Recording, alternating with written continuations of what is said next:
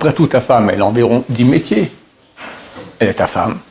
C'est déjà pas mal comme métier, il faut aussi porter le mari, d'accord? Elle est la mère de tes enfants. Elle est femme de ménage. Elle est cuisinière. Elle est blanchisseuse. Exprimer, dire des mots d'amour. Dire des mots d'estime. Maintenant, si la présence divine vient, il y a des bagarres, elle part. Alors, dans ce livre-là, il écrit à un moment, celui qui n'a jamais aimé sa femme, c'est un âne. Les femmes veulent un homme à la maison. Mais un homme, c'est pas celui qui crie.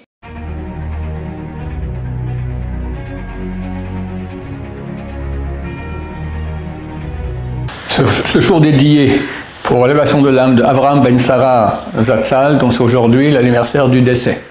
La question de Binyamin. Je me demandais si vous pouviez parler de l'amour en général. Est-ce que je peux parler de l'amour en général? Donc dans la Torah, n'est-ce pas? Oui. Alors il y avait un très grand rabbin qui s'appelait Rabbi Akiva. Il vivait il y a 1800 ans. Plus même. 1900 ans. Et il a dit, la loi générale de toute la Torah, c'est ce verset. Tu aimeras ton prochain comme toi-même. Plus tard, il y avait un grand sage d'Israël, non, avant, quelques siècles auparavant, il y avait un grand sage d'Israël qui s'appelait Hillel. De son temps, il avait son parallèle, c'était des binômes comme ça, de deux grands rabbins de chaque génération, c'était Shammai. Et Shammai était plus digne, plus rigoureux que Hillel. Et un converti qui est venu, enfin un type qui voulait se convertir et qui a dit je me convertis, mais je vais apprendre à toi rapidos. Le temps que je me tienne sur un pied. Donc je ne vais pas tenir longtemps. D'accord? Alors Shammai l'envoie balader. Et il est allé voir Hillel. Il a lui dit oui, pas de problème. Ne fais pas à ton prochain ce que tu voudrais qu'on te fasse. Et tout le reste, ce sont les commentaires. Qu'est-ce que je voudrais, moi, apprendre la Torah, c'est savoir qu'est-ce qui est bien pour moi et qu'est-ce qui n'est pas bien pour moi. Et ça, tu ne le feras pas à ton prochain, tout ce qui est mauvais. Mais en fait, tout cela est basé sur ce verset de la Torah, tu vas aimer ton prochain comme toi-même. Simplement, il est là après le côté négatif. Ne fais pas à ton prochain le mal que tu ne voudrais pas qu'on te fasse. Maintenant, c'est très curieux. Comment la Torah peut-elle ordonner un sentiment? Je vois quelqu'un, je l'aime pas. On va dire pire, d'accord? Tu aimeras ton prochain comme toi-même. C'est qui mon prochain? Tout le peuple d'Israël. Et c'est clair qu'il y a des gens avec qui je suis plus proche. Mon prochain le plus proche, normalement, c'est mon conjoint, ma femme. Maintenant, elle me casse les pieds. On s'est mariés, on a eu des enfants. Elle n'a plus le même âge, la même beauté, la même innocence. Et puis franchement, dès que je la vois, elle me casse les pieds royalement. Bon, ça arrive, hein, hélas. Pourtant, là, je suis un bon juif religieux, et je vois dans la Torah, tu aimeras ton prochain comme toi-même. C'est qui mon prochain? Ben, c'est elle. Mais je l'aime pas. Tu l'aimeras. Oh, mais je l'aime pas.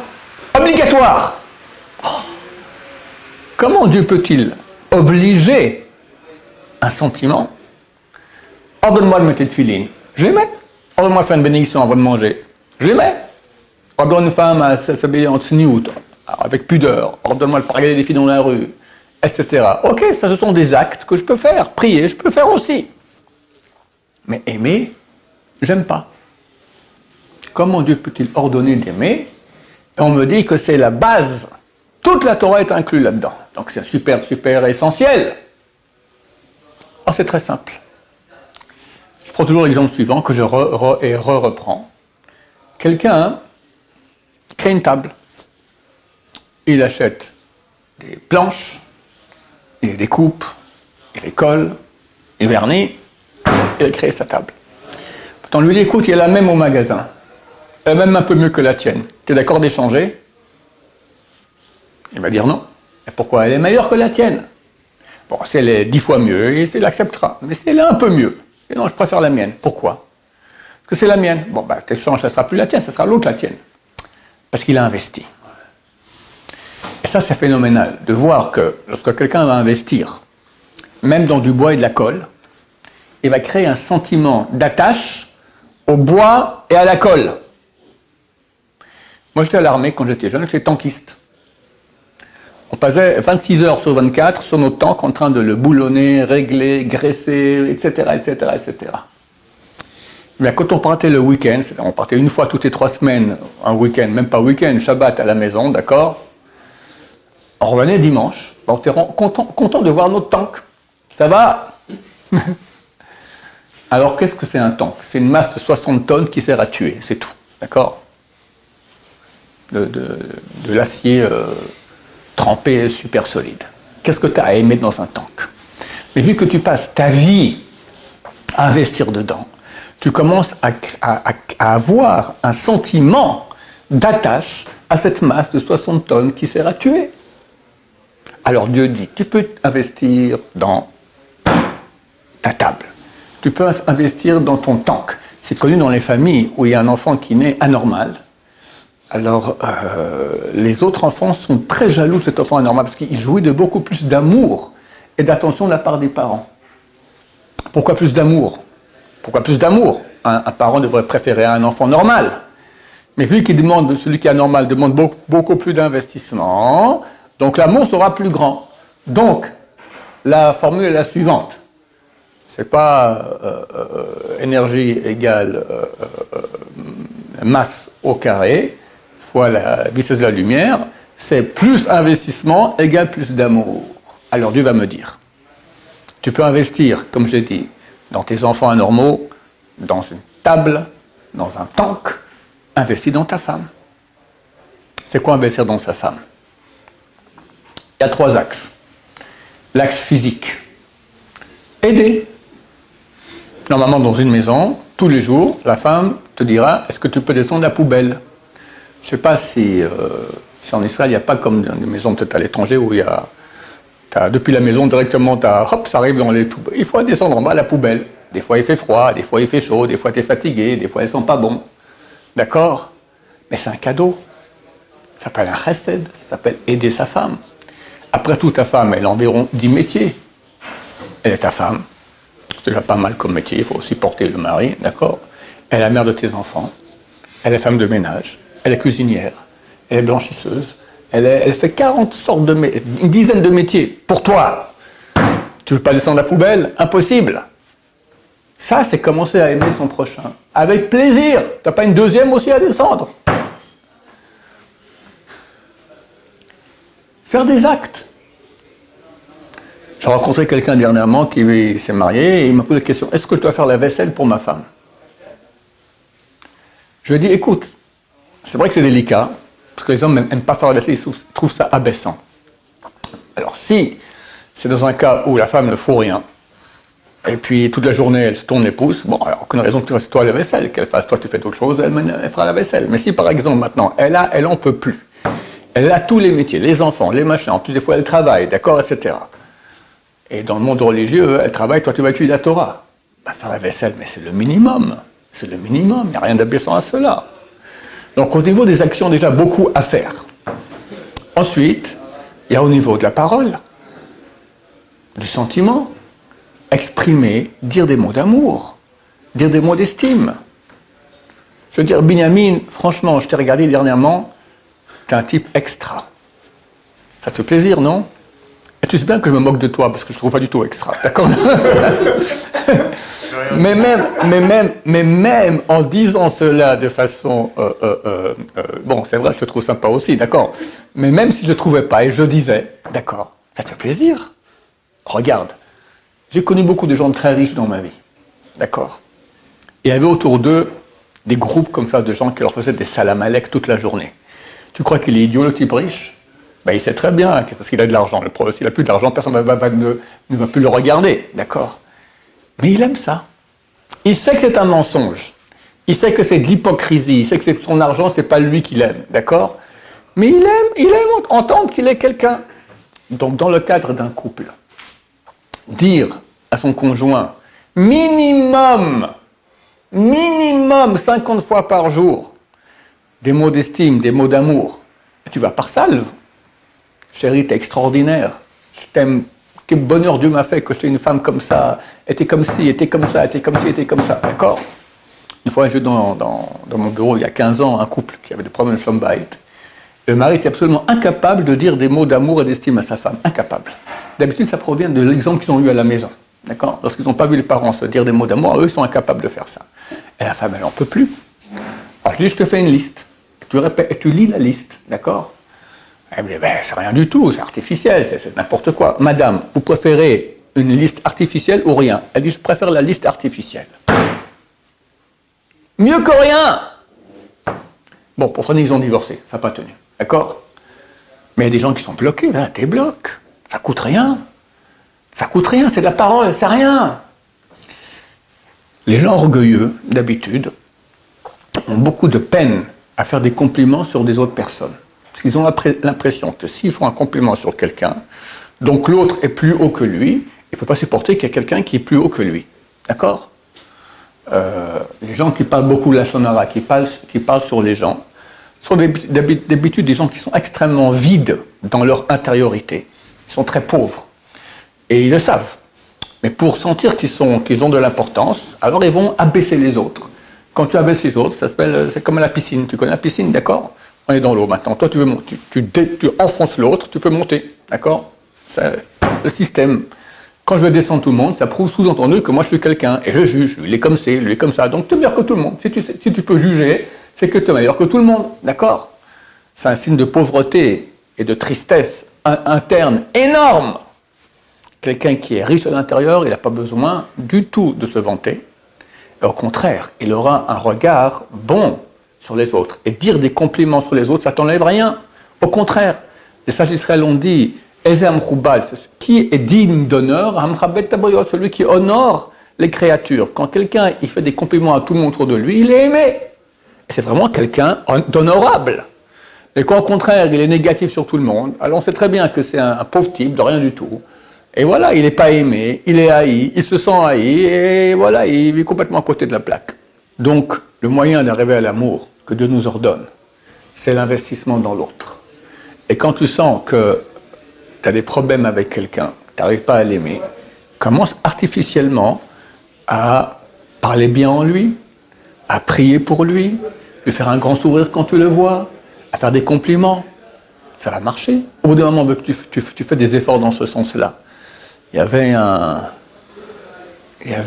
rave, quand il était jeune à la yeshiva, d'accord, il s'occupait du tat. Le tat, qu'est-ce que c'est? C'est quelqu'un qui s'occupe de prendre un peu de l'argent chez tout le monde et il achète des costumes, des choses comme ça pour donner aux fêtes, aux élèves qui n'ont pas. Alors il y avait un élève qui était dans cette yeshiva, il m'a raconté que si on voulait avoir un costume pour la fête, il fallait aller et lui crier dessus, espèce de tripe imbécile, l'insulter. Donc lui, c'était tellement un grand sadique, alors pour pouvoir travailler sur lui-même et pas en vouloir au type qu'il a insulté, donc il offrait un costume du tat à la fête. C'est un truc évident. Tu veux un costume, va l'insulter, tu auras un costume. C'est phénoménal. Alors que quelqu'un d'autre, qu'est-ce qu'il ferait? Tu m'as insulté, alors tu n'auras pas de costume. Tu peux encore attendre longtemps. D'accord? Vengeance. Et la Torah interdit de se venger. C'est interdit, c'est un lave d'oraita, c'est l'interdiction de la Torah. Non seulement se venger, mais garder rancune. Il faut tout oublier. Et faire des actes d'amour. Donc Dieu met beaucoup d'importance à l'amour qui est entre les gens, l'unité. Et c'est clair que l'unité, elle n'est pas avec les gens qui sont loin de nous. Ça, c'est facile d'aimer tout Israël, d'accord? Il y avait une histoire, j'ai déjà racontée, je la re-raconte. Il y avait un type qui, le soir, faisait du chesed. Il allait aider des familles en difficulté, des veuves, des orphelins, etc. Il y avait un organisme, donc il s'est inscrit là-bas, et l'organisme regarde où est-ce qu'il y a des demandes proches de chez lui, de familles dans le besoin, et on lui dit, voilà, ce soir tu vas là-bas, ce soir tu vas là-bas. Puis un jour il sort de chez lui pour aller dans les familles, on lui donne la même adresse où il habite, et son nom. Ah, il va là-bas, il ne comprend pas, qu'est-ce qui se passe? Sa femme me dit, oui, moi je suis tout seul, tout ça, donc j'ai écrit à cet organisme qui envoie des gens, et il t'a envoyé à toi. Très souvent, quelqu'un est prêt à aller aimer, à sauver la veuve et l'orphelin. Ce sont des ailes. Mais on lui dit maintenant, va sauver la veuve et l'orphelin que tu as à la maison. Tu as des enfants qui ont besoin d'amour, qui ont besoin de gentillesse, qui ont besoin d'attention. Tu as une femme qui a besoin d'amour, de gentillesse, d'attention. Non, c'est pas honorable, c'est pas beau. Quand je vais sauver la veuve et l'orphelin, je me sens quelqu'un, je suis Superman avec des ailes, d'accord, pauvre type. Tu vas sauver les autres, mais pas chez toi à la maison. Combien il y a un travail à faire énorme que Dieu aime? Que Dieu aime! Le Maharal de Prague écrit que Le moment le plus grand de la vie de quelqu'un, c'est sous la choupa, sous le dénuptial. Parce que là-bas, on prend deux personnes et on en fait une même entité. Quand le mari donne la bague à sa femme, il y a une partie de son âme qui le quitte et qui entoure sa femme. Donc ils ne font plus que un. Et partout où il y a un, alors Dieu qui est un vient et se pose. Donc c'est un endroit où vient la présence divine énorme. Maintenant, si la présence divine vient, il y a des bagarres, elle part, il n'y a plus d'unité. Donc arriver à créer une unité dans le couple, un amour, et un amour qui sera plus qu'hier et moins que demain, qui va en grandissant sans cesse. Dans beaucoup de couples, il y a l'habitude, et puis la femme est moins belle qu'un temps, et puis il y a toutes sortes de différends qui font qu'au bout d'un moment, le couple il meurt. D'accord ? Ils vivent techniquement l'un avec l'autre, mais il faut tout faire pour que ça reste vivant. Et le meilleur moyen, comme je dis, c'est des mots d'amour, des mots d'estime, parce que la personne aime écouter qu'elle est bien. Ça fait toujours plaisir. Alors, si la femme va faire des mots d'estime sans cesse à son mari, et réciproquement, c'est le bonheur à la maison, c'est le bonheur. Et même quand ça ne va pas, et on le dit, alors tu le diras, mais ce sera 1% de 99 mots positifs que tu as donnés, il y en a un qui sera une remarque. Les remarques, c'est jamais agréable, même si c'est dit très gentiment, avec beaucoup de chocolat, c'est une remarque, d'accord, en deux mots, t'es un nul, t'as mal fait. Mais si j'ai mal fait, et on me dit rien d'autre, alors je reçois que des messages négatifs de mon conjoint, et devient insupportable. Insupportable. Je ne peux pas rentrer à la maison, je sais que quand le conjoint ouvre la bouche, ça devient insupportable, c'est pour une remarque constructive et gentille, mais ça veut dire t'es un nul.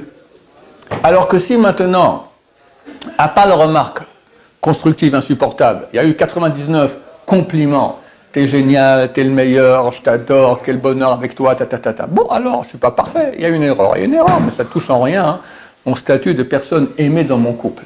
Donc il y a une mitzvah énorme de travailler là-dedans, et Dieu aime cela. Et chaque fois qu'on dira un mot positif à sa femme ou à d'autres personnes, ses enfants, combien les enfants ont besoin d'amour et d'estime des parents. Les enfants qui n'ont pas reçu cela des parents, toute leur vie, ils sont en recherche. En recherche, mais terrible, avec la langue dehors, d'accord, dites-moi quelque chose de bien sur moi, et j'en ai vu. J'ai vu des gens qui ont fait des études, mais ils étaient dans les meilleures écoles, avec les meilleurs chiffres fantastiques. C'était des gens tellement pauvres, qui avaient tellement besoin de reconnaissance des gens, parce qu'ils n'ont pas reçu ça des parents.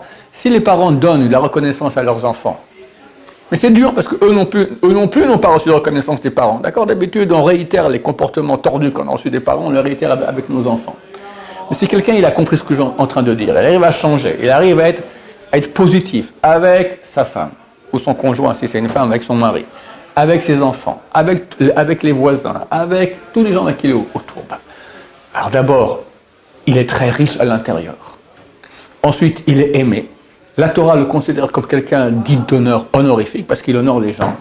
Et voilà, et Dieu est très content de lui, c'est absolument certain. Et s'il est capable d'être amoureux des gens et les aimer, il pourrait être aussi amoureux de Dieu. C'est aussi une mitzvah d'aimer Dieu. Et quelqu'un qui ne peut pas aimer, il y a un livre de Moussard qui est étudié par les kabbalistes. C'est un livre dur, plein de notions kabbalistiques incompréhensibles. Ça s'appelle Reshit Chochma. C'est écrit à 500 ans environ par un rabbin qui s'appelle Rav Eliaou de Vidash. Alors dans ce livre-là, il écrit à un moment, celui qui n'a jamais aimé sa femme, c'est un âne. Carrément. Et ça peut arriver. Ça peut arriver. Il y a des gens qui ne savent pas c'est quoi aimer. Mais il dit, je ne peux pas, je l'aime pas. Ok, mais Dieu t'a ordonné d'aimer. Ok, mais je ne peux pas aimer de force. Réponse, tu peux. Tu peux. Comme je l'ai dit, plus tu vas investir, plus l'amour viendra. Et investir, ce n'est pas seulement, comme j'ai dit, dans les mots d'amour, c'est aussi des fois s'écraser. Parce que la femme est la femme, l'homme est l'homme. Il y a des fois où on a des sauts d'humeur, des fois on n'est pas bien, des fois il y a des erreurs, d'accord. Et puis forcément, dans un couple, vu qu'on est très proche, il y a aussi des bémols, d'accord. Des remarques non justifiées, des remarques négatives, blessantes, je ne sais pas, n'importe quoi. Apprendre à encaisser, en se taisant. Je répète ce que je dit, je répète ce que j'ai répété déjà. C'est écrit que Tolé Eretz al Blima. Dieu suspend la terre sur Blima. Blima, en deux mots, ça fait sur rien. Contrairement aux contes et légendes antiques où on voit toutes sortes de Héraclès et de Hercule soutenir le monde, ou bien dans les contes et légendes hindous où on voit un éléphant soutenir le monde, d'accord? Nous, il n'y a rien. Sous la terre, il n'y a rien. C'est suspendu comme ça dans les airs. Et c'est juste, aujourd'hui on le sait. Mais blima signifie aussi, si on l'écrit en un mot, en hébreu moderne aussi, blima signifie freinage. Dieu suspend la terre sur le freinage. C'est quoi ce freinage? Alors, au niveau de la Kabbalah, la mystique juive va dire qu'il y a 10 sphères de freinage. Le flux de Dieu, il est freiné. Pour pas qu'il y ait tout qui vienne d'un coup sur terre. Mais au niveau plus de notre vie quotidienne, c'est marqué que le monde tient sur celui qui freine sa bouche quand il y a une bagarre. On te traite de tous les noms, de façon injuste, et tu sais que tu as raison. Et tu te la fermes. C'est pas courageux ça. C'est pas courageux. Le monde tient sur ces gens-là, le monde tient. Combien c'est grand. Demain, quand le feu de l'action s'est calmé, c'est fini, là tu peux l'expliquer et dire, écoute, il y a une erreur. Moi j'ai fait comme ci, comme ça, j'avais raison. Voilà, on peut. Et si la personne en face, elle est honnête, elle est bien, elle va s'excuser. Je m'excuse de ce que j'ai dit hier, tu as raison. J'avais mal compris, ça arrive les malentendus. Mais sur place, ça ne sert à rien de réagir. Parce que tu vas réagir, ça va encore plus allumer. Quand il y a la bagarre, c'est les égos, c'est pas l'être humain et l'être humain, c'est l'animal et l'animal. C'est la partie animale qui est en nous qui réagit. Parce qu'on est blessé, donc on réagit. Donc ça ne sert à rien, ça va de mal en pis. Donc c'est bien d'arriver à s'écraser, rien dire du tout, et tu perds rien de ta grandeur par cela. Au contraire, les femmes sont plus sentimentales que les hommes. Donc quand elle est blessée, elle n'arrive pas à se retenir. Elle le dit. Mais un homme, c'est écrit que l'homme a été créé de la terre. La terre, tout le monde marche dessus. Il a une capacité à encaisser et à rien dire. Et quand la femme voit ça, elle l'admire. Elle ne va pas te dire t'es extraordinaire au plein de la bagarre, d'accord? Mais quelque part, elle sait qu'il peut répondre et rien et dit rien. C'est une colonne de marbre. C'est un type sur qui je peux compter. Il ne se laisse pas attirer par les parties animales de lui-même. C'est un être humain à l'image de Dieu. Ah, extraordinaire. Ça, c'est un homme. Les femmes veulent un homme à la maison. Mais un homme, ce n'est pas celui qui crie. Ça, c'est un chien. C'est quelqu'un qui peut crier et ne crie pas, comme Dieu. Tan Gemara, on a traité Yoma, page 69, qui dit, mon cher Rabbeinu, il a dit, Ha'el, Hagadol, Hagibor, Vanora, le Dieu grand, puissant et qui inspire la crainte. Verset qu'on dit dans la prière tous les jours, la première bénédiction de la prière. Est venu après lui Jérémie, le prophète. Il a dit Hakel, Hagadol, Vagibor. Il a escamoté le Nora, qui inspire la crainte. Jérémie a vu la destruction du temple. Il a dit les goïms, les ennemis d'Israël, rentrent dans le saint des saints de Dieu. Et là-bas, ils croissent comme des crapauds. Et ils font la fête. Alors, il est où ce Dieu qui inspire la crainte? Il n'inspire pas la crainte. Donc, il a escamoté. Il a dit Dieu grand et puissant. Daniel, après lui, quelques dizaines d'années plus tard, il a dit Hakel, Hagadol, le Dieu grand. Il a dit son peuple est en exil. Ils se font persécuter, des pogroms, des choses. Ah, il est où ça? Où est sa puissance? Il a dit Dieu grand, mais le puissant, il a escamoté aussi. Sont venus les sages de la grande assemblée. Et c'est écrit qu'ils ont... Pourquoi on l'appelle la grande assemblée? Parce qu'ils ont ramené la couronne à sa tête. C'est eux qui ont mis au point la prière de l'Amida que nous disons tous les jours. Et là-bas, ils ont mis la bénédiction Hakel, Hagadol, Hagibor, Vanora, le Dieu grand, puissant et qui inspire la crainte. Pourquoi?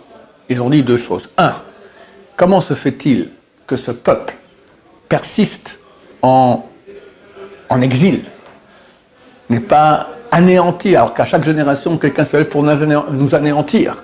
Et comme ça, depuis 2500 ans, chaque génération, quelqu'un se lève pour nous anéantir. Ce texte était écrit, c'est la Gada de Pessah, c'était écrit il y a 2000 ans. Et déjà, ils ont écrit à chaque génération, quelqu'un se lève pour nous anéantir. Et pendant 2000 ans, ça a continué, ça ne s'est jamais arrêté. Et dernièrement, encore pire, d'accord? Encore pire. Le dernier siècle, c'est terrible. Tu n'as pas 10 ans qui passent, on a quelqu'un qui se lève qui veut la fin du peuple d'Israël. et on survit. Et eux disparaissent. C'est que forcément ici, c'est un Dieu qui inspire la crainte. Alors les goïms ne voient pas cela, mais on voit qu'il est là et qu'il gère. Deuxièmement, et c'est le point que je voulais dire, Gibor, puissant, quoi puissant? Mais qui leur envoie terminé, on finit, ni Hamas, ni Iran, ni Hezbollah, que Dieu fasse, bouc, il n'y a plus personne. Les sages d'Israël ont dit non. Un boxeur qui boxe, quand j'étais jeune, il y avait un qui s'appelait Cassius Clay, je pense que vous avez connu. Ah, d'accord, il a des mains grosses comme ça. Quelqu'un vient et il prend comme ça, il tape sur les doigts du boxeur, tout ça, il lui flanque une tarte, d'accord, mais il est tout petit comme ça. Mais arrête, il lui dit. Il continue comme ça. Un coup de boxe, il va lui éclater la tête. Ça, c'est pas un gibor, ça, c'est pas un puissant. Quelqu'un qui est puissant, c'est quelqu'un qui peut taper et qui tape pas. Ça, c'est un puissant aux yeux des sages d'Israël. Alors, ils ont dit, le Dieu est puissant. Dieu, il peut prendre tous les goïms, quand en une seconde, il n'y a plus personne. Il ne le fait pas, il attend. Ça arrivera, vous n'en faites pas, très bientôt. Mais il ne le fait pas. Ça, c'est une puissance. Alors on dit pourquoi dans ce cas-là, Jérémie et Daniel, ils ont changé. Il dit parce qu'ils étaient des gens authentiques. Et il dit, je ne vois pas la main de Dieu comme ça. Je sais que c'est comme ça, mais je ne le vois pas. Je ne peux pas le dire. Mais en fait, on le voit.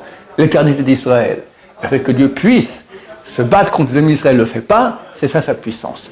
Donc un mari aussi à la maison.